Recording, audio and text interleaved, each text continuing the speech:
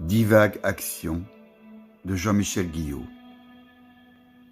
Ah Dieu que je l'aime ce tapis noir, de feuilles mortes qui jonchent le fond du petit étang, devenu l'automne venu ce teint imparable, dont aiment à se parer quelques âmes mortes, juchées sur les hautes branches du chêne.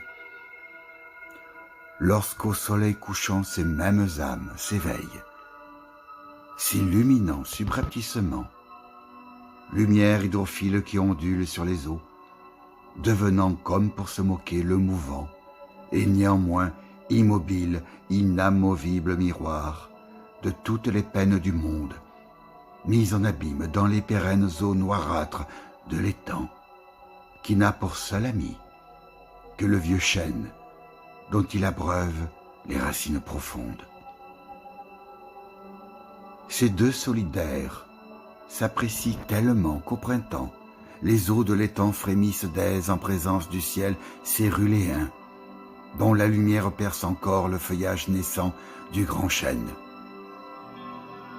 Quelques semaines passent et c'est l'ombre du grand chêne feuillé qui se pose sur le petit étang, lequel semble se concentrer sur sa tâche inhumaine. Y grouille une vie d'innombrables créatures aquatiques, bien connues des humains, qui les décrivent et les classent, tout en attribuant à ce tout qu'ils appellent benthos une fonction de vigie quant à la qualité des eaux. Le chêne et l'étang totalement étrangers à ces façons de voir fonctionnalistes ne fonctionnent pas. Ils vivent et abritent la vie en interagissant. Un point, ce n'est pas tout, si d'un point de vue strictement humain, l'on se plaît à considérer les liens et les interactions qui en résultent comme une chaîne ininterrompue de signes, c'est-à-dire d'informations physico-chimiques qui se combinent et n'ont de sens que dans les rapports hypercomplexes qu'elles entretiennent les unes avec les autres. Hypercomplexité mise en œuvre par le vivant dont seul le cerveau humain, scientifiquement formé, a la pleine conscience. Cet en deçà du pur être là n'est pas une fiction humaine, mais un pur donné implicite, dont ni le chêne ni l'étang dépourvus de conscience qu'ils sont ne peuvent avoir conscience, mais qu'ils agissent. Chêne et étang agissent le donné, si je puis dire, étant donné qu'ils sont le donné, c'est-à-dire le tout des mille et une relations qui s'y manifestent, en donnant à voir, à entendre et à sentir, ressentir qui ils sont.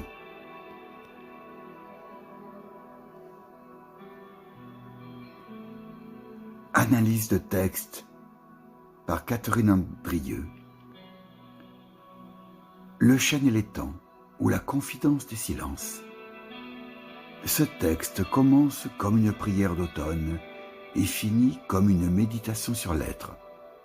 Il coule, il s'enfonce, il s'élève, il bruisse. Et sous sa surface miroitante, Jean-Michel Guillot tisse une prose dense et amoureuse, tout entière dédiée à une vision, celle d'un monde, non pas vu, mais perçu, dans sa texture première, dans sa palpitation secrète. Ce tapis noir de feuilles mortes, ce teint imparable, cet étang devenu miroir, ce sont là bien plus que des images, ce sont des seuils, des passages. À travers eux, le lecteur est invité à descendre, à se fondre dans la matière silencieuse du vivant. Tout y est murmure, non pas absence de langage, mais langage d'absence, comme ces âmes mortes qui s'illuminent à la tombée du jour, ou cette lumière hydrophile qui ondoie comme un frisson de vérité. Le chêne et l'étang, deux présences élémentaires, soudées par une amitié muette. Une solidarité organique, l'un donne ses racines à boire, l'autre s'offre comme miroir, comme résonance. À travers eux, l'auteur dit le monde sans l'expliquer, avec cette tendresse grave qui échappe aux grilles de lecture. Car l'homme classifie, nomme, mesure, fonction, qualité de l'eau. Mais le chêne, lui, ne classe pas, l'étang, lui, ne mesure rien. Ils sont, ils font être. Et c'est là que le texte bascule dans une poésie métaphysique, presque chamanique, car ce qui se joue entre l'étang et l'arbre, ce n'est pas une scène, c'est un être. Un être agissant, sans conscience, mais plein de sens. Le chêne et l'étang agissent le donné, dit l'auteur. Ils incarnent, ils manifestent, ils tissent un réseau d'interaction infini, où le vivant se reconnaît sans jamais se nommer. Et dans cet en-deçà, il y a comme une vérité première, une sorte de chant souterrain qui précède le langage, le regard, l'intention. Lire Jean-Michel Guyot ici, c'est plonger dans cette nappe noire illustrée où se mêlent l'intuition du monde et la conscience trouble de notre propre place. C'est approcher ce qu'on pourrait appeler un animisme poétique. Non pas une croyance, mais une attention. Une manière d'être là, avec, parmi. Une manière d'écouter peut-être ce que les choses disent quand on cesse de leur parler. Et soudain on comprend.